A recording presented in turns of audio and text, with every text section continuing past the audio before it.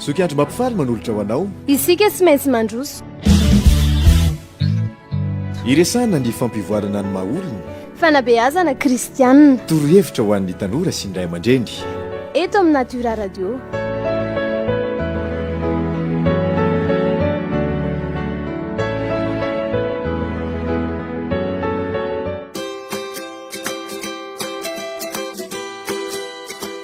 Faly miarabantsika rehetra izay mpanaraka ny fandarana eto amin'ity onjam-peo itya zokiandry mampifaly no eto amin'ny micro ny namana faly no mikirakira ny vatamarobokotra manao izay atafita ny afatra sy ny dinidinikintsika eto. Miarabanao zahay manaraka nyity fandarana ity ho anao izay voasambany ny manaraka ny fandarana dia andihan'ny fahaenintsika androany. Fandarana fahaenina isika androany. Miarabantsika ary manentana antsika hatrany mba anaraka ty fandarana ity araka le fatenenintsika hoe isaky ny alarobia toy izao no misy fandarana vaovao isaky ny alarobia ary miveriny zany eto amin'ity onjam-peo ity rehefa alahady amin'ny nora ariva. Dia isaky ny fotoana toy izao dia tsara raha manaraka tsara itsika satria ilay rijan-kevitra sy toin-kevitra eto dia mifampitohitohy le izy nanomboka hatramin'ny larina voalohany ka hatramin'izao larina fahaenina izao dia niresaka tsika ny tanjona moa zany dia tovy amin'ny lohatenin'ny fandarana mihitsy hoe isika tsy maintsy mandroso. Ny fandarantsika teo aloha dia noresantsika mikasika ny atidoha, mikasika ny fomba fisainana, ny fomba fiasan'ny atidoha satria ny atidoha ny atsika no misaina amin'ny ankapobeny na dia misy karazana atidoha kely ihany ary anatin'ny vatana any rehefa anirina any tsika mandala lalindalina koa dia mety hiresaka an'izay. Niresantsika tamin'ny fandarantsika farany fa izay ekeny ny atidoha fa marina no ataony ary izay ampidirina ho aminy ihany no averiny ary misy andraikitra lehibe amin'ny fampandrosoana izany ny zavatra inona sy ny zavatra inona, ny zavatra inoina sy ny zavatra inona. Ka miresaka ny Afrika isika ary ady hevitra be anina tamanjota sy ny von'ny fiarahamonina amin'izao vaninandro izao ny hoe fivavahana nampahantra ny Madagasikara, ny fivavahana nampahantra ny Afrika sy ny sisa, ianareo kristianina toy izao dia fifamaliana be moa zany anaty Facebook ihany fifamaliana be sasany teny ranontany razana efa nanan-karena be nareo tsy efa tokony manan-karena sy niadana ve namozy teo ny kamboty ranontany razana dia mamaly koa ny andaniny ko raha mitaha koa ve Jesosy tsy efa nanan-karena be koa ve nareo dia kasany teny mahatonga antsika tsy mety manan-karena ity satria ianareo manompo sampy. Asandray ny teny mahatonga antsika manan-karena ity satria ianareo kristianina kamo dia ady hevitra be le izy. Ka ho ana manokana za kristianina ary nobeazina tamin'ny sehatra kristianina sy tontolo kristianina ary isaorako an'Andriamanitra lehibe indrindra zany. Na izany ary dia miaiky amin'ny mampanabe fa anisany manana andraikitra lehibe amin'ny tsy fandrosoan'ny Madagasikara sy Afrika ny kristianina. Tena miaiky an'izany tsy ny fivavahana kristianina mihitsy anefa no toerina no menatsiny fa ary tsy ny baiboly ihany koa. Nanay mansitsika mieritreritra fa hoe ny fivavahana tandrefana ratsy ny kristianina, ny fivavahana kristianina nentin'ny vazaha ratsy. Amiko manokana dia tsy fivavahana tandrefana aloha zany aloha ny kristianisma fa tena fivavahana tatsinanana mihitsy ny kristianisma. Mitovy amin'ny hindoisme, mitovy amin'ireo fivavahana tatsinanana rehetra misy fahendrena lalina be ireo dia avy any amin'ny faritra tsinanana ny fivavahana. Tsy ny amerikanina akory ny namorona ny kristianisma, tsy ny frantsay akory ny namorona azy, tsy ny europeanina akory ny namorona ny kristianisma fa fivavahana tatsinanana io. Ary betsaka ny soa azo ao anatin'izy io fa ny olana dia ny fomba nampidirana azy teto amintsika. ny fomba afahalo nampidirana azy teto amintsika dia voalohany indrindra aloha nampidirina tamin'ny amboletra lay izy, nampidirina tamin'ny amboletra, zany hoe misy afetsena tao anatiny, misy ataontsika hoe ara-tsy-tsaina, mauvaise foi ozy izy ny teny frantsay, nampidirana azy teto. Mety hiteny zay kristianina hoe ka zay ny sitrapon'Andriamanitra ka, fa rehefa ratsy de ratsy, rehefa tsara de tsara, de nampidirina tamin'ny amboletra le izy mety hiteny koa tsika hoe ka mahery ny Andriamanitra tsika fa manana ny Andriamanitra koa nge ny afrikanina sy ny malagasy fa rehefa mandeha ny ady resin'ny Andriamanitra ny vazaha zany ny Andriamanitra ny gasy, resin'ny Andriamanitra ny vahiny zany ny Andriamanitra ny afrikanina. De zay tsy adina hevitra fa ny fomba nampidirana azy no ataontsika hoe natao amboletra sy natao akafetsena. Ary rehefa tafiditra eto ny fivavahana kristianina, rehefa tafiditra teto de tamin'ny voalohany aloha tenenina antsika fa na ny baiboly ary ne tsy azony vakin'ny olona fa mitondra fivavahana ihany namaky azy. Tateoriana de afaka namaky baiboly ny olona, ary rehefa namaky baiboly tsirairay ny olona de hita hoe tsara kay le zavatra voasoratra ao, tena tsara, fa saingy zao ny fomba nampidirana azy no nisy tsy nety. De androany manomana anao ho anao zay manaraka an'izao fandarana zao ho many tsara ny fosiny saina fa zavatra tsy afinaritra anao no eninao androany, zavatra tsy afinaritra anao no eninao androany kanefa de tsy maintsy hoe hoetiko eto amintsika eto, ary tsy izaha akory ny teny azy fa lay olona no miteny azy. Miteneniko amintsika fa i baiboly io zany tsara ny baiboly, tsara ny baiboly ho anahy manokana de tena tsara ny baiboly, nahitako soa izy, nahitako fambiazana teo amin'ny fiainana, nazahoako ny aranyana tamin'ny olona rehetra, nazahoako ny voatra, nazahoako nandroso teo amin'ny fiainana, fa saingy kosa tsy maintsy niova ny fomba nijerevako azy zay vao nety le izy, fa raha fijerevako azy taloha de tsy tafita mihitsy, tsy mety mihitsy. Ny antony de zay zavatra ampianarina ny olona no ataon'ny olona, zay zavatra ekeny fa marina no ataony. Ary tonga teto ny fivavahana kristianina, fivavahana kristianina zay anisan'ny natao fitaovana hidira ny mpanjanaka. Ny fivavahana kristianina zany ny mialoha fahatongavan'ny tafika vahiny teto. Fivavahana kristianina aloha ny mialoha, zany hoe mandeha aloha ny ataontsika amin'ny teny frantsay hoe reconnaissance, raha ny amin'ny skoty izy de mandeha aloha ny misafo-tany aloha de manao reconnaissance, vitsy zay de jerevana ny toe-tsain'ilay mponina, jerena ny arenan'izy rehetrarehetra, jerena ny firafitry ry zareo sy ny fomba fiarahamoniny zareo, de rehefa vitsy zay de ampidirina toe-tsaina vaovao izy de lazaina aminy fa izy de mampalahelo de misy anefany Andriamanitra zay afaka mamonjy anazy fa saingy zao tsy maintsy amin'ny alalan'ny reto le vazaha reto le tondrana ny zavatra rehetra, fa ianao mbola zaza, mbola sasaboto amin'ny finoana ianao de tsy maintsy le vazaha aloha mitondra anao. De zay tenen'le vazaha eo no arahany, de niteny ary le vazaha de niteny hoe comment, de nivaliko hoe ça va taditsika hoe saniry zany. Fa inona le zavatra hoentiko androany? Le zavatra hoentiko amintsika androany dia kabary anankiray, kabary anankiray nataon'ny mpanjaka Léopold II tamin'ny fotoana namoahana misionera nakaty Afrika. Efa nandefa misionera foana ry zareo, fa tamin'ity ndray mitoraka ity dia voatahiry ny kabary nataon'ny Léopold II. Nanao fikarohana mikasika azy ity de nahita teny hoe tsy marina io, texte tsy inona tamin'ny voalohany le izy, zany hoe taratasy ilay izy taratasy vita dactylographie sy ny sisa. Fa ity hoentiko anao androany ity de horonan-peo mihitsy no hoentiko aminao eto. Anerinany koa tsika mbola resaka an'izany hoe ny teknôlôjia tamin'ny arivo-taona lasa efa mitovitovy amin'izao atsika zao, fa misy tantara miafina zay tsy fantatry ny olona ihany koa. De ity horonan-peo ity de kabary famoahana misionera nataon'ny Léopold II, nanome baiko sy toromarika ho an'ny misionera izy zay ho an'ny Congo ary hiparitaka eran'ny Afrika.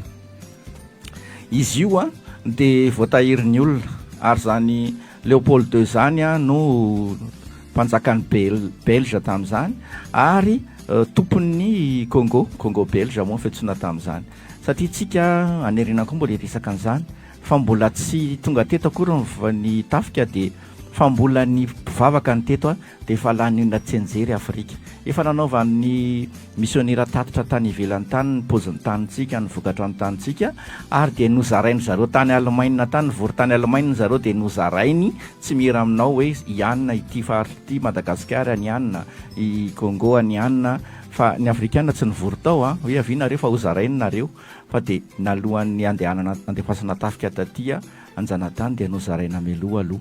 Dia anisan'ny lasan'ny Belzika zany a ny Congo. Dia misy fanofanana misionera pastera sipretra isan-karazany a dia nanikabary tao ny mpanjaka ny Belzika ary dia nanome toromarika izy. Ny toromarika tao dia tsy toromarika mihitsy a hoe vonjeo ny olona manaova asa soa manetretena miafy fa rehefa manao ny asan'ny tompo ianareo dia voasoratra any an-danitra. Tsy izay le kabaran'le mpanjaka Léopold II tao, fa toromarika ny amin'ny fomba ampiasana ny fivavahana ho tombotsoa ampanjanaka, ary toromarika mikasika ny fomba anapepona ny toetsain'ny kristianina afrikanina mba hatonga azy ireo tsy anakarena mihitsy ary tsy hivoatra. Noho izany manasanao a, raha tsy mety aminao zany ianao an'izany a dia piondra deo a fa avadio fa raha ozana hoe mba liana, satria resahako atsika fa fahatsoan'olombelona zany fa tsy fahatsoan'Andriamanitra akory, dia arao ary le izy alefa azy faly a.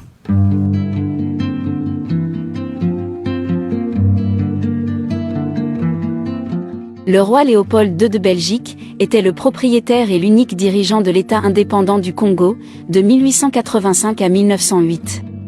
La principale motivation du roi Léopold II, pour acquérir le Congo, était d'exploiter ses vastes ressources, notamment le caoutchouc, l'ivoire et les minéraux. Pour y parvenir, il a mis en place un système brutal de travail forcé et d'exploitation, dans le but de maximiser les profits. Ce système a entraîné un nombre élevé de décès dus à la maladie, à la malnutrition et au surmenage, ainsi qu'à la violence directe. D'autre part, l'Église catholique a joué un rôle important dans la colonisation du Congo, par les puissances européennes, dont la Belgique. L'engagement de l'Église au Congo a été caractérisé par un mélange de travail missionnaire, d'évangélisation et de collaboration avec les autorités coloniales. Les missionnaires ont joué un rôle dans le processus de colonisation, en travaillant avec les autorités coloniales, soutenant souvent leurs efforts, pour soumettre et contrôler la population congolaise. Dans certains cas, des missionnaires ont même participé à l'exploitation du peuple congolais, usant de leur influence pour en extraire des ressources, ou de la main-d'œuvre. Dans cette vidéo, vous entendrez un discours choquant du roi belge Léopold II, instruisant les missionnaires catholiques sur la manière dont ils devaient prêcher et enseigner au peuple congolais, de manière à protéger les intérêts belges. C'était typique des puissances des colonisateurs, et on pourrait même dire que les pays des superpuissances modernes fonctionnent toujours dans le même système. La France est l'une de ces superpuissances notoires, qui a réussi à créer un système qui lui a permis de continuer à voler l'Afrique jusqu'à aujourd'hui, connue sous le nom de France-Afrique. Nous avons fait une vidéo sur ce sujet, que vous pouvez regarder après avoir regardé celle-ci. La vidéo s'intitule « Comment la France a volé des milliards de dollars à l'Afrique ». Je dois admettre qu'en entendre parler est une chose, et l'entendre le dire de sa propre bouche en est une autre. Sans plus tarder, voici ce que le roi Léopold II a dit aux missionnaires, en 1883. Révérend père, pasteurs et chers compatriotes, soyez les bienvenus dans notre grande patrie du Congo belge. La tâche qui vous est confiée de remplir est très délicate et demande beaucoup de tact.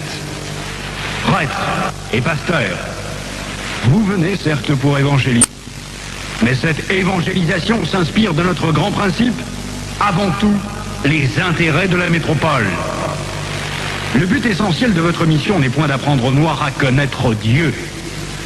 Ils le connaissent déjà depuis leurs ancêtres.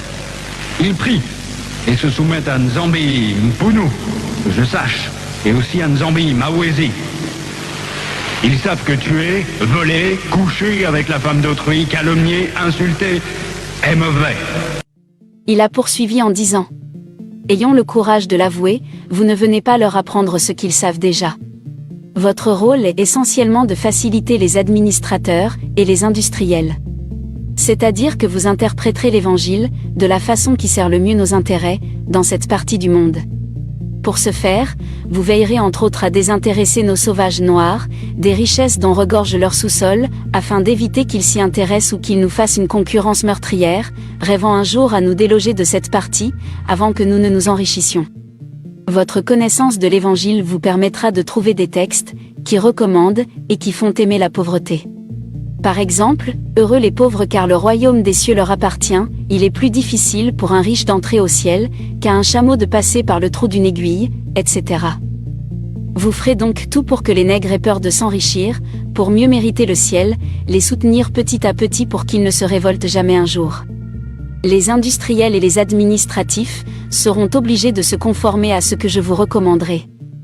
À vous prêtres et pasteurs blancs, de temps en temps, pour vous faire craindre, de ne pas avoir peur de recourir à la violence, injurier, battre. Il ne faudra pas que les nègres ripostent ou se nourrissent de vengeance. Pour cela, vous leur enseignerez par tous les moyens, et vous insisterez pour qu'ils suivent l'exemple de tous les saints, qui ont tendu les joues, qui ont pardonné les offenses, qui ont reçu les crachats et les insultes sans tressaillir. Il faudra les décourager, et les détacher de tous ceux qui pourraient leur donner le courage de nous affronter. Je songe ici spécialement à leurs nombreux fétiches de guerre, qu'ils prétendent ne point abandonner. Votre action doit porter essentiellement sur les jeunes, afin qu'ils n'hésitent point de nous saluer. Quand le commandement du Père est en contradiction avec celui des missionnaires, qui sont les pères spirituels de leurs âmes, vous insisterez particulièrement sur la soumission et l'obéissance, même aveugle. Cette vertu se pratique mieux quand il y a absence de critique. Apprendre aux élèves à croire et non à raisonner. Ce sont là, chers prêtres, pasteurs et compatriotes, quelques-uns des principes que vous appliquerez sans faille. Vous en trouverez beaucoup d'autres dans les livres et textes qui vous seront remis à la fin de cette séance. Vous verrez donc ce que je recommanderais à vous, prêtres et pasteurs blancs. Évangélisez les Noirs jusqu'à la moelle des os, afin qu'ils ne se révoltent jamais contre les injustices que vous leur ferez subir. Faites-leur réciter chaque jour « Heureux ceux qui pleurent, car le royaume des cieux leur appartient ». Convertissez les Noirs au moyen des chicottes. Gardez leurs femmes à la mission pendant 9 mois, afin qu'elles travaillent pour vous. Courtisez-les s'il le faut. Et exigez ensuite à ces convertis qu'ils offrent en signe de reconnaissance des bonnes viandes, poules, coqs et œufs, chaque fois que vous visitez leur village. Faites tout pour éviter que les Noirs ne deviennent riches. Pour ce faire, chantez-leur chaque jour qu'il est impossible à un homme riche d'entrer dans le royaume des cieux. Faites-leur payer une taxe chaque semaine à la messe de dimanche. Détournez cet argent prétendument destiné aux pauvres pour avoir des magasins importants là où vous êtes, paroisses, procures. Transformez vos missions ainsi en de gros centres commerciaux florissants et aidez légèrement les pauvres pour encourager d'autres blancs à investir régulièrement. Demandez aux Noirs de mourir de faim et vous autres vous mangerez 5 fois par jour. En plus, que vos ventres soient toujours pleins de bonnes choses et que vos bouches exhalent partout l'odeur des oignons. Instituez pour eux un système de confection qui fera de vous de bons détecteurs pour dénoncer tout Noir à une prise de conscience pour la revendication de l'indépendance nationale. Enseignez une doctrine que vous ne mettrez pas en pratique. Et peut-être s'ils vous demandent pourquoi vous comportez-vous contrairement à ce que vous prêchez, répondez-leur, vous les Noirs, suivez ce que nous lisons et non ce que nous faisons.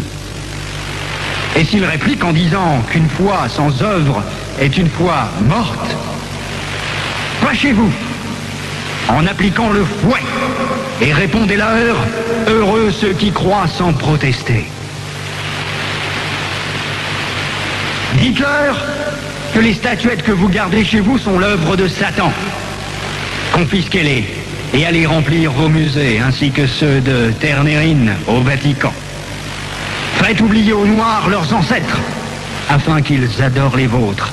Ils ne les écouteront jamais, par exemple, les saintes, la Vierge Marie, Sainte Thérèse, Saint Martin. Faites-leur prier en les mettant à genoux comme pénition. Et obligez-leur à réciter le chapelet 10 fois ou plus Ne présentez jamais une chaise à un noir qui vient vous voir. Ne l'invitez jamais. Donnez-lui tout au plus une cigarette. Ne l'invitez jamais à manger avec vous, même s'il égorge pour vous une poule ou un coq, chaque fois que vous arrivez chez lui. Bref, lorsque vous aurez accompli tout cela, notre pays, la Belgique, sera très riche, et c'est plus tard seulement, lorsque les Noirs auront compris que nous essayerons de les aider pour l'amour de Dieu, car on ne réveille pas un chat qui dort. Je vous en remercie vivement, le roi des Belges, Léopold. L'Église a également joué un rôle dans la formation du récit colonial du Congo. Les missionnaires ont beaucoup écrit sur la nature sauvage et non civilisée du peuple congolais, présentant le projet colonial comme une mission visant à les civiliser et à les christianiser. Ce récit a contribué à justifier la brutalité et l'exploitation du peuple congolais par les autorités coloniales. Cependant, il est important de noter que tous les membres de l'Église catholique n'ont pas soutenu ou participé à la colonisation du Congo. Certains missionnaires se sont prononcés contre l'exploitation du peuple congolais, et certains ont même été persécutés par les autorités coloniales pour cela. Si vous souhaitez en savoir plus sur ce que le roi belge Léopold II a fait au Congo, vous pouvez regarder cette vidéo sur notre chaîne. À bientôt. Mafimafy any le izy amin'ny teny frantsay a. Mampiteteny asivy hira kely aloha. Aleo angambany asiana hira kely anankiray a, de andindinika kely tsika. Asiantsika hira kely anankiray a, de andinika kely isika. Raha sitrapon'Andriamanitra, tsy haiko aloha fa miankina amin'izay fihetseham-ponay sy monsieur Faly eto aloha fa asivy hira anankiray aloha Faly a, mba hitarainantsika amin'Andriamanitra kely.